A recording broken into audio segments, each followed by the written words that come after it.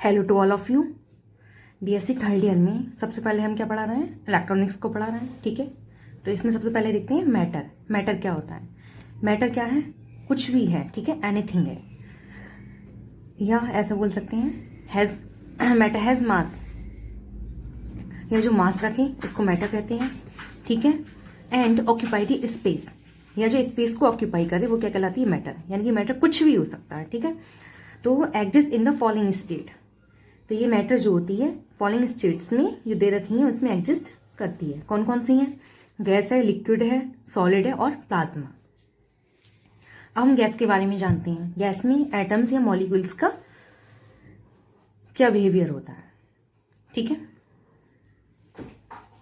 Gas में atom या molecules जो होते हैं कंपैरेटिवली लार्ज डिस्टेंस पर होते हैं एंड डिसऑर्डरली अरेंज होते हैं। जैसे इसमें दिखाया गया है, कोई भी क्या है, ये कोई भी हमने कोई गैस ले ली है, इसमें जो मॉलिक्यूल्स हैं लार्ज डिस्टेंस पर हैं और डिसऑर्डरली अरेंज है।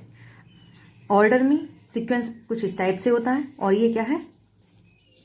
डिसऑर्डरली अरेंजमेंट, ठीक है। अब हम बात करते हैं लिक्विड की। लिक्विड में क्या होता है? गैस के कंपैरिजन में लिक्विड में जो एटम्स या मॉलिक्यूल्स होते हैं कुछ क्लोजली तो होते हैं बट डिसऑर्डरली अरेंज होते हैं, ठीक है। इसमें जो एटम्स या मॉलिक्यूल्स जो होते हैं गैस के कंपैरिजन में कुछ पास पास होते हैं बट होते इसमें भी क्या है? डिसऑर्डरली हैं, ठीक है। ये क्या है? लिक्विड की प्रॉपर्टीज हैं।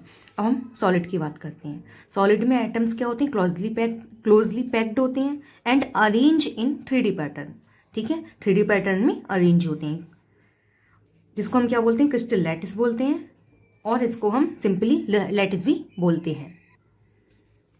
ये तुम्हारा क्रिस्टल लैटिस दिखाया गया है, ठीक है। अब ये सॉलिड है, सॉलिड सब पार्ट्स में डिवाइड होता है, ठीक है। इसको सब डिवाइडेड करा गया है। तो इसमें क्या है? 2 पार्ट्स होते हैं, एक होता है क्रिस्टलाइन सॉलिड और दूसरा होता है नॉन क्रिस्टलाइन सॉलिड, जिसको एमॉर्फस सॉलिड भी बोलते हैं। क्रिस्टलाइन सॉलिड में कोई भी सॉलिड क्या होता है? क्रिस्टल फॉर्म में होता है। नॉन क्रिस्टलाइन यानी एमॉर्फस, जिसको हम बोलते हैं पाउडर फॉर्म, ठीक है। अब क्रिस्टलाइन सॉलिड के बारे में पढ़ते हैं कि क्रिस्टलाइन सॉलिड क्या होते हैं। इसमें एटम्स या molecules arrange in regular and orderly, ठीक है। इसमें कैसे होते हैं अरेंज? रेगुलर होते हैं और ऑर्डरली अरेंज होते हैं, या 3D पैटर्न में अरेंज होते हैं, ठीक है। From electrical point of view these solid divided into 3 parts. Electrical point of view से अगर हम देखा जाए तो ये सॉलिड जो होते हैं 3 पार्ट्स में डिवाइड होते हैं। कौन कौन से हैं? कंडक्टर, इंसुलेटर और सेमी कंडक्टर, ठीक है। अब हम कंडक्टर के बारे में पढ़ते हैं कि कंडक्टर क्या होता है। इसमें क्या होते हैं? मोर number of free charge carriers होते हैं, जिसको हम क्या बोलते हैं? कंडक्टर होते हैं। यानी फ्री चार्ज कैरियर्स में क्या होते हैं? ज़्यादा होते हैं, तो इसको हम कंडक्टर कहते हैं। और ये क्या होता है? तीनों स्टेट में पाया जाता है कंडक्टर, सॉलिड में भी, लिक्विड में भी और गैस में भी, ठीक है। इन केस ऑफ मेटल्स के केस में फ्री चार्ज कैरियर हमारे क्या होते हैं? इलेक्ट्रॉन्स होते हैं। While in the electrolytic solution कुछ इस टाइप से होता है। CuSO4 is equal to Cu double positive plus SO4 double negative, ठीक है। तो यहाँ पॉजिटिव और नेगेटिव आयंस क्या कहलाते हैं? फ्री चार्ज कैरियर्स होते हैं, ठीक है। In the case of ionized gas के केस में electron and positive ions free charge carriers होते हैं, ठीक है। कुछ पॉइंट्स हैं। In the absence of electric field in the given network no current flow. सही बात है, कोई भी इलेक्ट्रिक फील्ड क्या है? नहीं लगाई गई है किसी भी नेटवर्क में, तो कोई करंट फ्लो होगी ही नहीं, ठीक है। If we apply the electric field, अगर हम इलेक्ट्रिक फील्ड को अप्लाई कर देते हैं, then positive charge carriers move in the direction of field. Positive charge carrier क्या होते हैं? फील्ड की डायरेक्शन में फ्लो होने लगते हैं। And negative charge carriers move in the opposite direction of the field के अपोजिट डायरेक्शन में मूव करना स्टार्ट कर देते हैं, ठीक है। जैसे हमने कोई भी क्या ले लिए, इलेक्ट्रिक फील्ड है, पॉजिटिव चार्ज है, नेगेटिव चार्ज है, ठीक है। अब इसमें क्या होते हैं? चार्ज कैरियर्स हैं मान लिया, ठीक है। जो चार्ज कैरियर्स हैं इलेक्ट्रॉन्स होंगे और होल्स होंगे, ठीक है। तो इलेक्ट्रॉन्स व होल्स होंगे, ठीक है। होल्स पॉजिटिव चार्ज कैरियर्स होंगे जो फील्ड की डायरेक्शन में फ्लो होने लगेंगे, पॉजिटिव टू नेगेटिव। और जो नेगेटिव चार्ज कैरियर्स जो इलेक्ट्रॉन है, ठीक है, वो फील्ड के अपोजिट डायरेक्शन में फ्लो होने लगेंगे, यानी नेगेटिव टू पॉजिटिव, ठीक है। That is in the presence of field positive and negative both charge carriers contribute in the electric current, यानी कि दोनों ही इलेक्ट्रिक करंट में कंट्रीब्यूशन करते हैं। अब हम इसके बाद देखते हैं रजिस्टिविटी ऑफ कंडक्टर। कंडक्टर की रजिस्टिविटी क्या होगी? कंडक्टर है तो ऑब्वियसली बात है कंडक्टिविटी तो ज़्यादा ही होगी, ठीक है, और तो इसकी रेजिस्टिविटी क्या होगी, इसकी स्मॉल हो जाएगी, क्योंकि कंडक्टिविटी रेजिस्टिविटी के इन्वर्सली प्रोपोर्शनल होती है, ठीक है। एक एग्जाम्पल लेते हैं, रेजिस्टिविटी ऑफ सिल्वर। सिल्वर की रेजिस्टिविटी क्या होती है, 1.6 इंटू 10⁻⁻6 ओम मीटर, ठीक है। कंडक्टिविटी ऑफ कंडक्टर की, ठीक, कंडक्टिविटी ऑफ कंडक्टर की कंडक्टिविटी क्या होगी, large number of free electrons होने के कारण क्या हो जाएगी, हाई हो जाएगी, ठीक है। अब इसके बाद आता है इंसुलेटर। इंसुलेटर में नो फ्री चार्ज कैरियर्स, यानी कोई भी फ्री चार्ज कैरियर्स नहीं होती हैं, ठीक है। In the absence of charge carriers conductivity क्या हो जाएगी, लो हो जाएगी, एंड रजिस्टिविटी इसकी हाई हो जाएगी, और जो किस ऑर्डर की होती है 10⁻⁻12 ओम मीटर, ठीक है। अब इसके बाद बात करते हैं हम सेमीकंडक्टर की, कि सेमीकंडक्टर क्या होते हैं। It has low resistivity from insulator and has high resistivity from conductor, ठीक है। तो क्या कहलाता है, सेमीकंडक्टर कहलाता है। तो सेमीकंडक्टर क्या होता है, जो कंडक्टर व रेजिस्टेंस दोनों के बीच की प्रॉपर्टी शो करता है, क्या कहलाता है, सेमीकंडक्टर कहलाता है, ठीक है। At absolute 0 kelvin temperature it's behave as a insulator and at higher temperature it's behave as a conductor, ठीक है। 0 केल्विन टेम्परेचर पर सेमीकंडक्टर है, इंसुलेटर की तरह बिहेव करेगा, और हायर टेम्परेचर पर ये कंडक्टर की तरह बिहेव करेगा, ठीक है। इसकी रजिस्टिविटी की बात करें, रजिस्टिविटी 10⁻³ ओम मीटर से 10⁻⁻6 ओम मीटर तक होती है। जर्मेनियम व सिलिकॉन की अगर बात करी जाए, ये वाइडली यूज सेमीकंडक्टर है, ठीक है, इसको ध्यान रखना।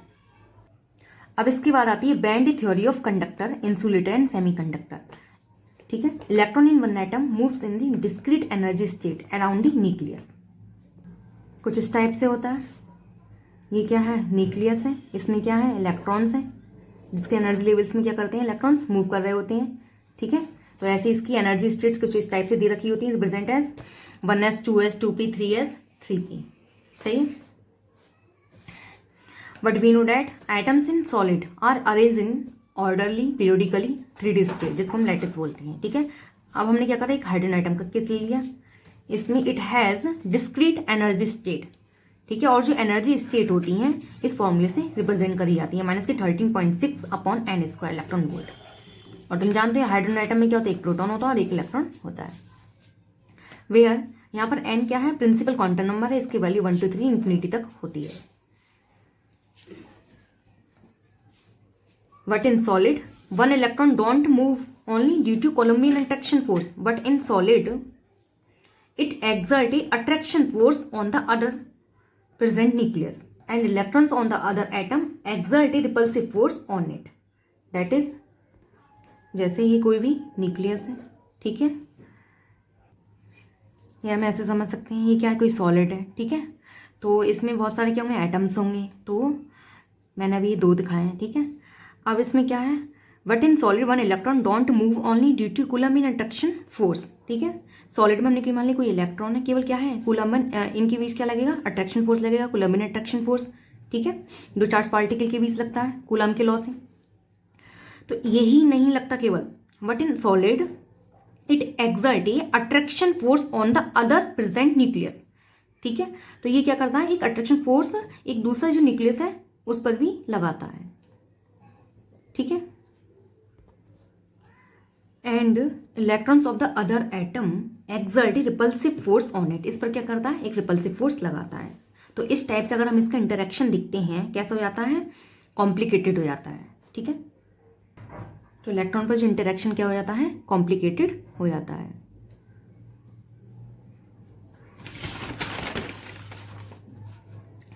Because of this discrete energy level divide into large number of सब levels and group of these sub levels are called allowed energy state या allowed energy band, and these allowed energy band separated by forbidden region या जिसको बोलते हैं forbidden gap या band gap। Example ले लिया, energy levels of hydrogen atom and allowed energy band, ये कुछ इस टाइप से दिखाया गया है, ठीक है। Energy levels of hydrogen atom, hydrogen atom का फॉर्मूला बताया था, ये है, इसमें n की वैल्यू 1 पुट करेंगे तब एनर्जी निकालेंगे, n की वैल्यू 2 पुट करेंगे तब ये वैल्यू निकालेंगे, ठीक है, और n की वैल्यू 3 पुट करेंगे तब इसकी वैल्यू निकालेंगे। इससे हमें डिस्क्रीट एनर्जी लेवल्स मिलेंगे। अब इसमें एन बराबर 1 पर जो एनर्जी हमारी निकल कर आई ये यहाँ पर पुट करी, उसके बाद हमने एनर्जी एन बराबर 2 पर निकाली, ये निकल कर आई, एन बराबर 3 पर एनर्जी ये निकल कर आई। तो इनके बीच जो गैप है ज़्यादा आया है तो वही दिखाया गया है, इस टाइप से इसको बनाया गया है। और लेवल्स कैसे हैं, डिस्क्रीट है, ठीक है।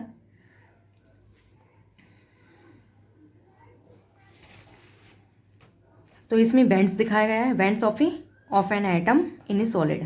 तो इसमें बैंड दिखाया गया है, ये एनर्जी लेवल E1 का है, ये 2 का है और ये 3 का है। ये सारे क्या है, अलाउड एनर्जी स्टेट कहलाती हैं ये जो है, ठीक है। और ये जो है जो ब्लैंक है इसको बोलते हैं band gap.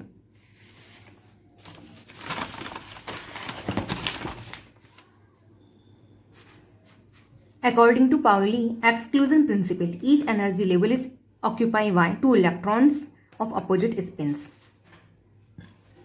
Only lower level energy completely filled by electrons in comparison to higher energy level, ठीक है।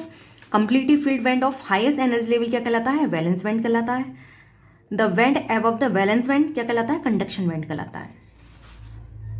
और ये conduction band may be partially filled or completely empty or may overlap. This depends upon the nature of the solid, ठीक है। इसको कुछ इस type से दिखते हैं। ये क्या है, completely filled बैंड है, ठीक है, बैलेंस बैंड है ये।